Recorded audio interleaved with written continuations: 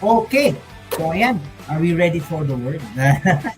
Ayan, tayo po ay dadako sa ating pag-aaral ng salita ng Panginoon. Napakaganda ng ating pag-uusapan, no? Sa gabing ito. Actually, maraming mga topic na gusto kong i-share, but I believe first day of July, July 1. Saktong-sakto pagpasok ng July. Kanina nga nung dirip ko yung pinunit ko yung kalendaryo. Kasi July na, no? Pagka-read ko ng kalendaryo, I declare blessings sa July, no? I say this month will be a month of progression, promotion, and will be a season of evidence. Oh, I say amen, no? Evidence of His grace, evidence of His power, tama ba? Evidence of His favor in our lives. I say amen. I release it sa lahat ng pamilya na nakikinig at nakatuning ngayon sa gabi ito. Tama ba? Ayan. So maraming salamat mga kapatid. Ito po sa Tito shoutout no, sa lahat. Hope you can stay. And kung di po kayo naka-follow, please do follow my account. No? Patuloy na mas marami po. And you can also repost no, ang ating virtual Bible study para mas marami po tayong ministeran. Dito rin po sa FB, ang aking mga kapatid. You can just type dyan, highlight and add followers, no? Para dun sa mga friends nyo na sumusunod. And shout out kay Inay, kakapasok lang Inay. You are blessed, no? Thank you. But anyway, tayo po ay mag-aral ng salita ng Panginoon. Ang ating topic for tonight is the limitless God. Oh, I say, amen. Napaganda, no? Let's start the month this July, mga kapatid. And aralin natin, patuloy natin maunawaan kung sino ang tatay natin sa langit. Tama ba? And based on Himself, how He present Himself, no? How He reveal Himself in the Word of God, He is our limitless God. Pwede ba yan? Daddy God. I say amen, no? Glory to God. Sabi nga, the Lord is not limited by our limitations. I say amen. Tama ba? So ang ating verse, next slide tayo, direct, no? Tingnan natin ating verse will be on Matthew chapter 19 verse 26. So if you have your Bible dito sa TikTok, please do follow me na lang, no? Matthew 19 verse 26. No? But let's get lang yung statement o yung phrase na nandito. Sabi niya, with men this is impossible, no?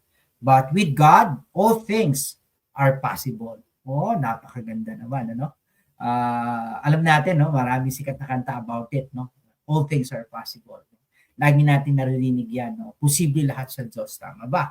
Kaya sa gabing ito, tingnan natin, sabi nga, let's go deeper and dig deeper, no, through the Word, no, and by the Holy Spirit that the Lord will reveal to us. Anong ibig sabihin, no? Pag sinabi natin that God, everything is possible with Him. Yan ang ating pag-aaralan sa gabing ito.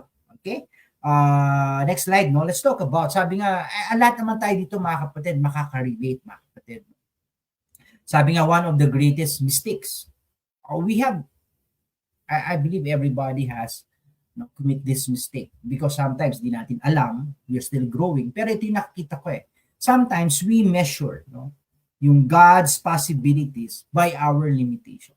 Anong ibig sabihin yan? In other words, sometimes, no, dito sa mundo, na naturuan tayo, okay, na always look kung anong meron tayo. Tama?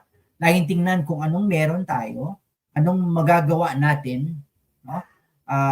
Ano ang kakayanan na meron tayo. Na wala namang mali doon, actually. No?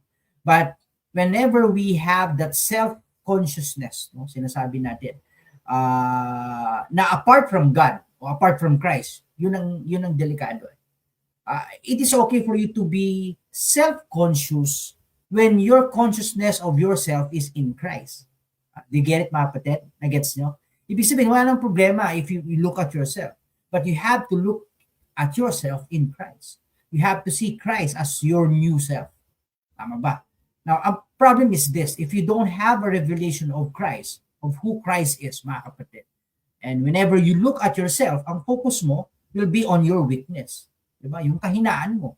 You will see it. Tama ba? And it will limit you whenever you see your limitation, whenever you see your weakness. Tama ba? Ano pa? You will see your resources. Ito lang ang meron ako. Mukhang hindi po pwede. Mukhang kulang See? Kasi ang focus natin is what you have. Okay? Ano pa? Our experiences. Yung ating mga karanasan. Diba? Naranasan ko na to dati. No? It will be a limitation to you whenever, mga kapatid, you base, mga kapatid, yung pupuntahan mo o yung next step mo doon sa experience mo.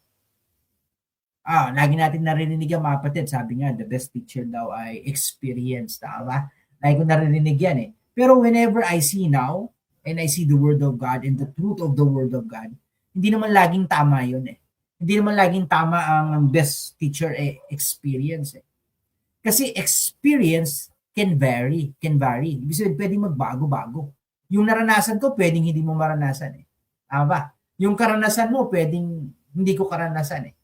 But what can we get in our experiences is the principle. Ano yung principle? Principle kung sino ang Diyos. Diba? Kung anong ginawa ng Diyos. Yun, hindi magbabago yun. Yun ang importante. Whenever we look at our lives, no, sa mga testimonies, mga kapatid, we see principles that God is teaching us. Yun, hindi nagbabago yun. Tama ba? So, very important for us to see. Ano pa? Our past failures.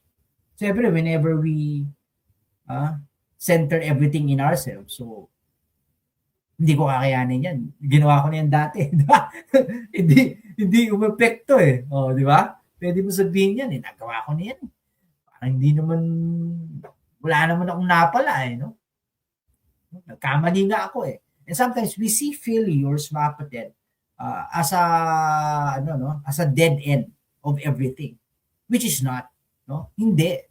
Pag nasa Diyos ka, mga kapatid, pag nasa iyo si Kristo, actually walang failure eh. Kasi a child of God can never fail. Ulitin ko, a child of God can never fail. Now ask me why. Do you know why? Because your God, your daddy God, cannot fail.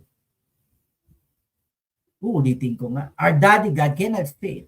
So therefore, being a child of God, you can never fail. Even your failure will not be a failure in God. God can turn it around. I say amen. I say amen. For your good. Actually, nagiging failure yung failure when you stop. Ulitin ko Nagiging failure yung failure when you stop. Hinayaan mo yun na yun. But kung yung pagkakamali natin, mga kapatid, ay hindi ka huminto, bagkus natuto ka, amen, at ginamit mo para magpatuloy, hindi failure yon. Ang tawag doon, learning time. I say amen. O tinatawag natin teaching time. No? Kaya nga, mahalaga at importante for us to have the revelation of who God is. God is a good God. Tama ba? Kaya nga, ang focus natin should be not self-focus in the sense, but focus on the Lord, on God, in us, with us. Tama ba? Ang dapat makita natin na ang Diyos, kung sino siya, at sumasa atin. Tama ba? Ang focus natin, mga kapatid, what God can do through us. I say amen. Diba? Katulad ng teaching time natin, nung last natin, the Spirit of God is in us today. Do you agree? Do you agree? The Spirit of God is in us, residing in us, working in us. I say amen. So therefore, kaya siya nag-work dyan kasi He will work through us. I say amen. I say amen. Christ in us, hindi pwedeng itago to eh. I say amen. The Spirit of God, sabi nga, kaya yung season of evidence, ibig sabihin, this will be a season that the Spirit of God will work through us. Magkakaroon ng ebidensya, mga kapatid, na sumasayo nga ang Diyos. Ulitin ko Magkakaroon ng ebidensya na sumasayo nga ang Diyos. I say amen. First day of July, let this month, lahat ng anak ng Diyos, be a month of evidence of His goodness, of His power, of His greatness in our lives. I say amen. Oh, glory to God. Amen ba, mga kapatid? So very important for us to see, mga kapatid, to see yung ganung perspective, no? Kaya nga ganito yan eh. Kaya nga ang ganda nung verse na yan eh. Actually, it's a in a sense, a comparative statement yung verse natin kanina. It is between man and God. 'Di ba? Yun yung verse na yan eh. Comparing yung two, ano eh, no? One is, pareho yun in the sense, no? But yung tao kasi is nandito tayo sa, ano eh, limited realm. Can I say that? A limited realm. Ano yun? Yung physical realm. Kaya nga, limited kasi you are limited by your senses. Di ba yung five senses mo? Pag dyan ka nabubuhay in the flesh lang, mga kapatid, then you will be limited. Kasi you will define everything based on your five senses. And your five senses will always, mga kapatid, discern the physical, never the spiritual things. Kasi the spiritual things is beyond our five senses. Kaya nga, when you are in Christ, mga kapatid, the Spirit of God will be in you. God will give you faith. And faith in the sense is your sixth sense, ang sinasabi nila. Ang sixth sense actually is your faith. And faith is seeing, mga kapatid, the supernatural beyond the natural. Ulitin ko, faith is seeing the supernatural beyond the natural. Ibig sabihin, hindi ka lang nabubuhay sa nakikita ng mata mo, kundi nabubuhay ka, mga kapatid, sa pananampalataya na you see beyond the natural. You see God in the picture of your life. I say amen. Sabi nga ng kanta, alam kong may magagawa ang Diyos. Tama ba? O, alam mo ba yun? Alam natin. O, may magagawa ang Diyos eh. Kaya nga, we have to see in everything, God's sufficiency is greater than our insufficiency. Ibig sabihin, lahat ng ating pagkukulang, kung meron man tayong pagkukulang, kung meron man tayong kahinaan, kung ang resources natin kulang in the sense sa iyong pananaw, kung makita mo yung experience mo is not enough for you to deserve on that position, mga kapatid, or even your failures is limited you right now. You have to see everything in God. Your insufficiency, mga kapatid, is perfect for God's sufficiency.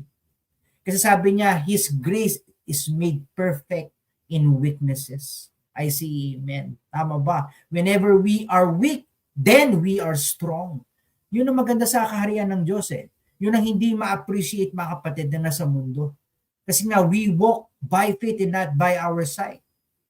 Maybe, mga kapatid, when you see your lives in a sense, you can see some areas of your life, mga kapatid, in a sense, lacking.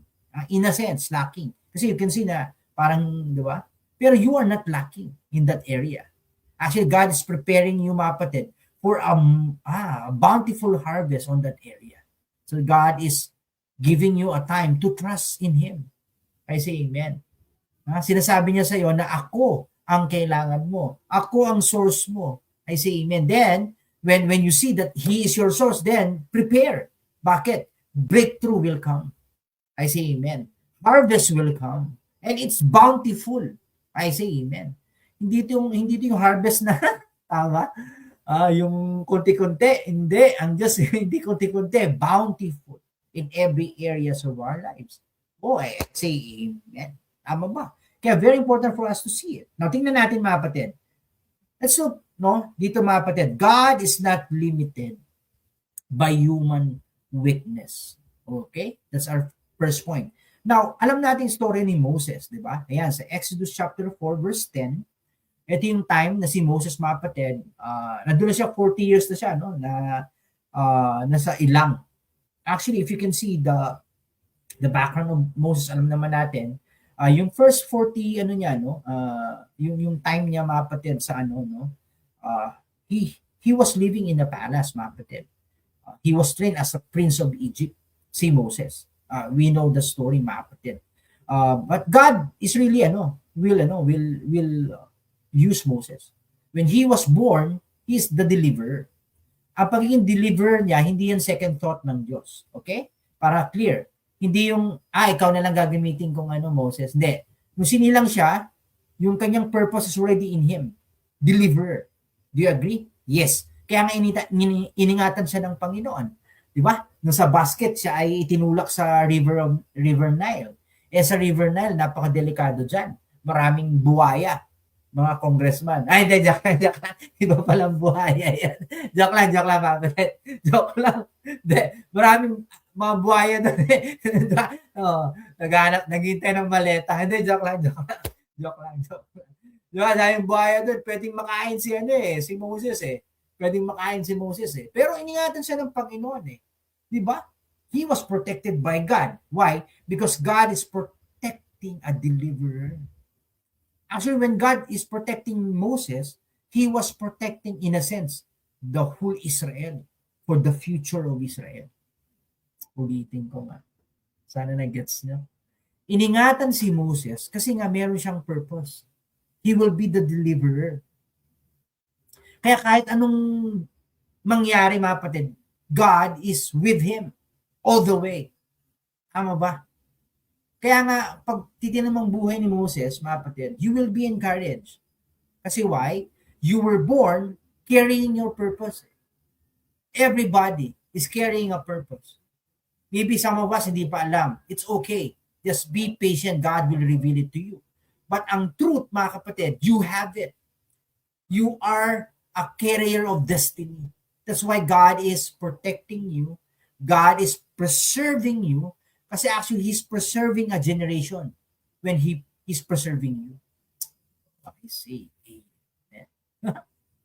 Glory to God. I say amen. Tama ba, mga kapatid? So we have to see it. Now, tinan mo pwede naman sa kagad gamitin ng Diyos. Do you agree? Kasi eksakto. Mayroon siyang impluwensya. Prinsipe. Pero hindi eh. Ang ginawa ng Diyos, mga kapatid, di ba? Alam nating storya. Napunta siya sa ilang kasi meron siyang napatay na Egyptian. Actually, si Moses, fugitive eh. Puga. Tumakas to eh. Kasi may ginawang kalokohan sa Egypto, di ba? Oh, you have to see. Kaya nga nakakatuwa at nakakatawang pag-aralan ng Biblia pag maliwanag sa iyo ang biyaya ng Diyos. Kasi ang ginagamit ng Panginoon ay hindi mga perpektong tao. Ang ginagamit ng Diyos ay mga taong may pagkakamali. Mga taong may flaws in their character, may flaws in their life, but because of the calling of God, sabi ng Bible, the purpose and the calling of God is irrevocable.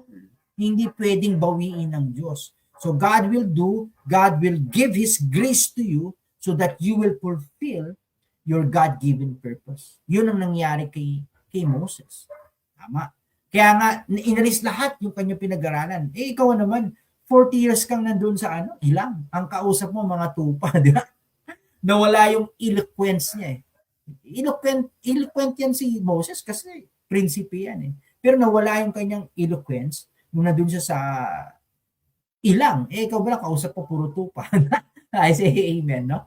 Kaya nga, yung word niya dito, nung nandun siya sa burning bush, sabi niya, bakit ako ang tinatawag mo? Ba't ako ang gagamitin mo? I am slow of speech. No, sa Tagalog, hindi ako marunong magsalita. So nakita kagad ni Moses yung kanyang weakness. Moses saw his limitation. But God is seeing a different picture. Mas kilala tayo ng Diyos kaysa kilala natin ang sarili natin. Pwede ko sabihin yun? Mas kilala tayo ng Diyos, no? Kaysa kilala natin ang sarili natin. Kasi siya ang gumawa sa atin. Oh, grabe naman yun. Napaka-powerful yun, mga kapatid. Tama ba? So, ang nakita ng Panginoon, anong mahina? Hindi ka mahina. No? You are a deliverer. So, God focused on what He could do through him. I say amen. Kaya whenever, mga kapatid, you see limitations in your life, mga kapatid, whenever you see mga obstacles o mga humadlang, mga kapatid, kung ano man, mga kapatid, kumapit ka. Bakit? Pag ikaw, mga kapatid, ay nag-capture sa biyaya ng Diyos, mga kapatid, I say amen, mamamangha ka sa pwedeng gawin ng Diyos sa buhay. Hallelujah. Amen ba, mga kapatid? So very powerful yon if we can see that, mga kapatid, pag nakita natin yun. Tama ba? Kaya ang principle dito, mga kapatid, that God does not call the qualified. Hindi niya tinatawag yung mga qualified. Actually, God qualifies the called. Tama ba? Kaya hindi ka pwedeng magyabang eh. How can you boast, mga kapatid, when you have a revelation that everything is God? Tama? Kasi pag nakita mo yung revelation lahat ang Diyos, nakakahiya. Hindi naman.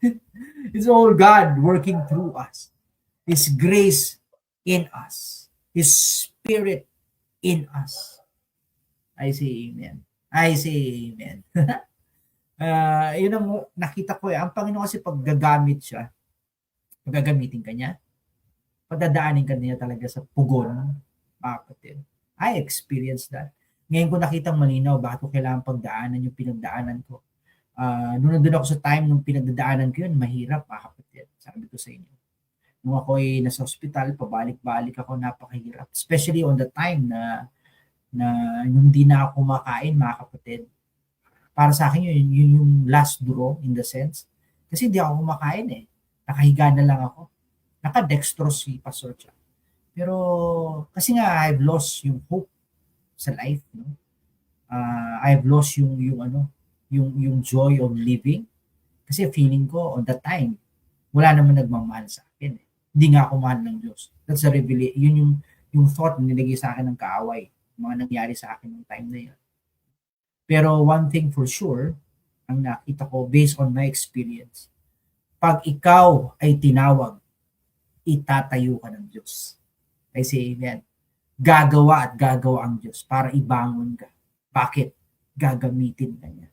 Mga kapatid, noon, kinahihiya ko yung mga nangyari sa akin before. Hindi ko yan kinukwento. I see it as flaws in my character, in my life. No, but now I glory on that kasi I see the goodness of God. I see the grace of God. I see the love of God. I'm here today not because I'm strong. I'm here today not because I'm smart. I'm here today because God loves me. God has graced my life, mga kapatid. That's why Pastor Cha is ministering to you today. It's all about Him. It's clear, mga kapatid. Kaya hindi ako kaya kailangan talaga, no, meron talagang pagdadaanan yung mga lingkod at gagamitin ng Panginoon. Kasi, alam ng Panginoon yung pupuntahan mo eh. Okay, para pag nandun ka na, you will never take the glory. Kasi you know that's not you. It's Him through us. Working through us. Tama? Grabe, no? Sige. Number 2, God is not limited by our small resources. Dapat makita natin, mga kapatid. Ha? Kung may pinapagawa ang Diyos sa atin, tandaan mo, laging malaki yan. Kung anong meron ka. Tama? At pag may pinapagawa ang Diyos sa'yo na napakalaki at napaka-imposible kung anong meron ka, magpasalamat ka. Isa lang ibig sabihin, mga kapatid, siya ang gagawa. Siya ang mapoprovide. Pero ang gagamitin niya kung anong meron ka sa iyong kamay. Kung anong meron ka na binigay ng Panginoon. Oo, maliit sa ngayon. Pero para yung buto, seed, na pag yan ay tinanim mo sa tama, mga kapatid, ito ay lalago at marami yung pagpapala. Ang tawag natin yan is the 5 loaves and 2 fish principle. Mababasa natin yan sa John chapter 6 verse 9, kung saan, mga kapatid, nagpakain ng Panginoon, pero ang ginamit niya ay isang bata. Lahat doon, mga kapatid, kita mo ang Diyos, no? Natuturo siya eh. Bata ang ginamit niya. Naniniwala ako, mga kapatid, marami doon na merong baon. Siyempre, meron din may baon doon, no? Pero yung bata lang naglakas ng loob na lumapit at nag-volunteer na gamitin itong baon ko. Kung tutusin, kakasya ba yun? Hindi naman eh. Pero dahil bata nga, ang bata, mga kapatid, iba pag naniwala. I say amen. I say amen. Kaya nga ang kaharian ng Diyos ay para sa mga bata. Sabi niya, you will never enter the kingdom of God. Okay? Unless you become a child. Pwede ko bang baguhin yun? Unless you return to be or being a child. Ang point doon, yung mentality mo, dapat bata. Kasi alam mo, si tatay ang bahala. Oh, I say amen. Ano ba pangangailangan natin ngayon, mga kapatid? Finances? whatever you have, anong meron ka, yan ang gagamitin ng Diyos para mag-produce ng marami. I say amen. On that time, we can see that the disciples saw not enough food, not enough money, not enough resources, pero si Jesus Christ saw abundance. Doon sa 5 tinapay at 2 isda na binigay ng bata, ang nakita niya, abundance. Sabi niya, hidden within surrender. Ano ibig sabihin nun? Kung anong meron yung bata, ibinigay niya sa kamay ng Panginoon. O Lord, ikaw nang bahala. Oh, I say amen. Oh, I say amen. Tama ba? At sabi doon mga kapatid, God multiplies whatever we surrender. Yan ang principle na nakita ko sa story niya. Isang prinsipyo ng kaharian. Now, whenever we surrender, whatever it is mga kapatid, our lives, our strength, our hope, our money, everything, your business, your family, whenever you give it to the Lord and surrender it to the Lord, God will take care of it and He will multiply whatever you have entrusted to His hands. I say amen. I say amen. Tama ba mga kapatid? Eh, kaya nga walang limitasyon ng Diyos. Ha? And ganun talaga ang Diyos mga kapatid, based sa kanyang pagkakilala, no? Pagkakilala natin sa Panginoon, hindi siya magbibigay ng maliit na pangarap. Whenever He will give you a vision, a dream, it's always beyond, mga kapatid, to your bank account. Kasi you need Him. Kasi kailangan mo siya. Tama ba? I say amen. Palakpakan natin nga ang Panginoon naman dyan. I say amen. Number 3. Sige, bilisan natin mga kapatid. No? Part 1 pa lang to the limitless God, no? Ang ating topic, no? Number 3, God is not limited by impossible situation. Imposible ba ang sitwasyon mo? Hindi siya limited dyan. In the story of David versus Goliath, we can see how God works. Okay? In the sense, mga kapatid, napaka-imposible naman. Paano matatalo ng isang bata o isang binata? Okay? Yung napakalaking higante. Paano niyo matatalo yan? Di ba? Kung tutusin, napaka-imposibleng sitwasyon yan. Pero always remember, you have to see, mga kapatid, ang key at susi doon is yung mentality ni David. David never saw Goliath as a giant. Never. Do you know why? Kasi he compared Goliath to his God. At nakita na si Goliath, ang liit-liit kumpara sa Diyos. I say amen. Kaya ganoon yung kumpiyansa niya. Kasi kilala niya ang Diyos eh. Tama ba? Kaya it's all about, mga kapatid, knowing God. Do you know God? When you know God, mga kapatid, walang malaking sitwasyon. Actually, mga imposibleng sitwasyon is an invitation for God to work. Ulitin ko whenever there is an impossible situation you are facing right now, it's an invitation of God's limitlessness to work on your behalf. I see. Amen? Amen. Sabi nga, yung tao, they see a giant. No? Kaya natatakot yung mga Israel doon. They saw a giant, a warrior, no? An impossible battle. But God, or even David saw, his covenant with God. God will never leave me. God is, kaya nga ang kanyang word, the Lord, it's always the Lord. The Lord, no, sabi niya, will give your head to me. The Lord, laging the Lord eh. It's never David. It's always the Lord.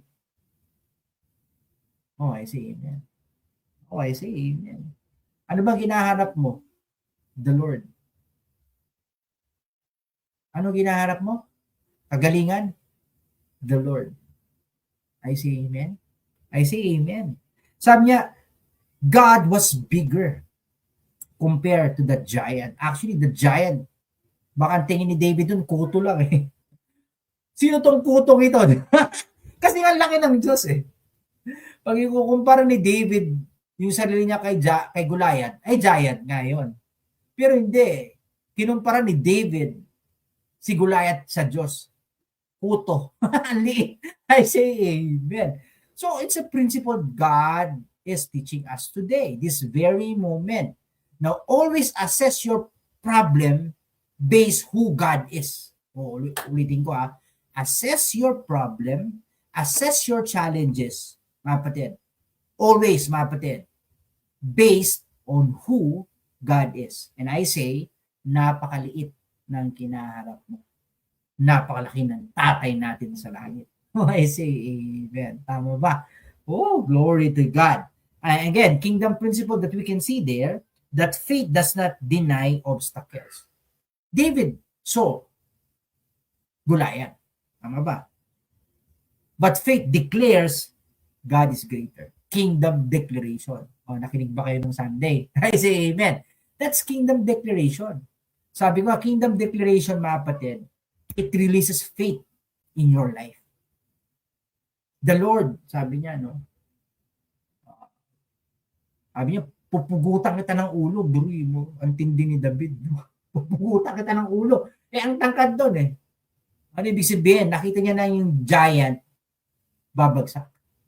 That's faith. That's faith. Kasi kung kanya lang, hindi niya pwede sabihin pupugutan kita ng ulo, ang tangkad doon, hindi aabot Tama? So nakita niya na si Goliath, bago yung pa itira yung tirador, tatamaan ko to, babagsak. I say. I rest my case, mga kapatid. Whatever your situation right now, always remember, God is always bigger and greater, and He will work in our lives, mga kapatid. I say. And sometimes, mga kapatid, based on the life of David, one thing that I have discovered and learned in the life of David, actually, David needs a Goliath to go to his destiny. Ulitin ko David needs a Goliath to go to his destiny. I hope you get that revelation, mga kapatid.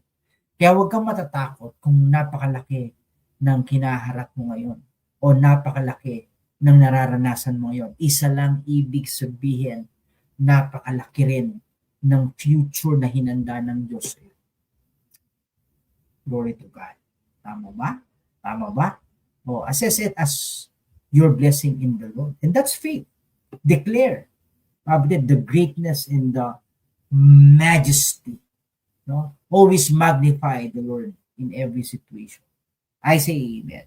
Okay, last point this evening, mga kapatid, and we will have our part 2 next Wednesday. May part 2, mga kapatid. So sabi dito, God is not limited by our past. See? Hindi ko alam, mga kapatid, ano bang past mo? Again, sa word pa lang yun, dapat hindi mo na tinignan. Kasi you have already passed through that. Tama ba? Kaya nga past na yan. Tama ba?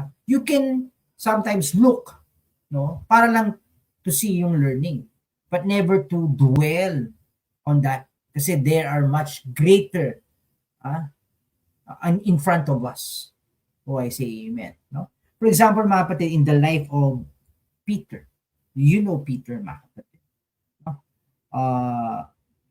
Ang dami niyang 3 times siya, mga kapatid, dininay ang Panginoon. Pero the Lord restored him. Galing, Even I now, I was reminded to be like our Lord. So we can never say na ito na lang yan. We always give grace, mga kapatid, and restore people. Yung inaaral ko to, I was again reminded and encouraged by God as a pastor, to see everything in the perspective of grace. Everybody, even I, we're still growing, learning, so we need grace in our lives. Tama ba? So yes, usong-uso yung cancel culture. We don't have to cancel everybody kasi they were accepted by God. So ang work natin is really to help them, forgive, and give them another chance. I believe that's what God is really reminding us today. And like Peter, grabe yung kanyang pagka-semplang. But Jesus Christ restored him. Tama ba? Peter saw failure, shame, regret, and disqualification nung nakita niya si Jesus Christ. Tama ba? But the Lord saw restoration, calling, leadership, and destiny. I say amen. No? And I was reminded of this, no? Habang inaaral ko to, no? And until now, napakagandang reminder sa atin yan to see everything in the perspective of grace, no? Sabi nga, grace restores what failures cannot destroy. Yun ang maganda, mga kapatid, no? For us to see. I say amen. Kaya nga, ang isang principle na pwede kong iwanan, that your history does not determine your destiny. God's grace does. I say amen. Tama, no? Ang ganda na, no? Hindi mo pwede sabihin hanggang dito na lang yan eh. May teaching time sa grace. Grace is a teacher. But grace will teach you in a loving way. Do you agree? Yes. No? And it takes, mga kapatid, sabi nga, the love of God to dispense that grace in everything, in everybody. And even I, your pastor, I can say that God is reminding me again, and I was reminded of it. Really to see everything in God's perspective and in God's grace. Dahil lang sa biyaya ng Panginoon ba tayo nakakatayo. So therefore, let's give it and dispense grace to our brothers, no? To our brethren. And it's not up to us kung anong mangyari. Basta ang party natin is to really dispense grace. And so that they will really feel, no, the love of God. Sabi nga, grace is greater than your greatest failure. Tama ba? And we are grateful to God. Kaya napapasalamat tayo. No? Napakahalaga yun that we have the revelation of the grace of God and the mentality of our King, our Lord Jesus Christ. No? Hindi kasi pwede nating hiwalayan. Siya yung biyaya eh. Tama? So let Christ, no, in our lives, no, really ma-release, no? Kaya nga evidence, it's a season of evidence. So therefore, let the grace of God be evident in our lives, no? Even in our ministry. So is the grace of God. Ayun naman ang importante. Okay? So sabi niya, God does not consult your past before calling you into your future, but His grace is always greater than your greatest failure. Wow. And that's the grace of God. And when it comes to that, that is limitless. No? Kaya nga sabi niya, sukdulang biyaya. Tama? Sukdulan yun, no? Napaka, kung titingnan natin. So anyway, the Lord is good. We always be grateful and thankful for the grace of God. Yung kanyang biyaya. Yun ang kanyang laging naka-reach out. No? At kanyang pag-ibig sa atin. Tama ba? Okay, kapatid. So, maraming salamat. And I know that you have been blessed by the word of His grace. Kung na-bless kayo, mga kapatid, please do type, I am blessed. Okay? So, maraming salamat, mga kapatid. Ayan.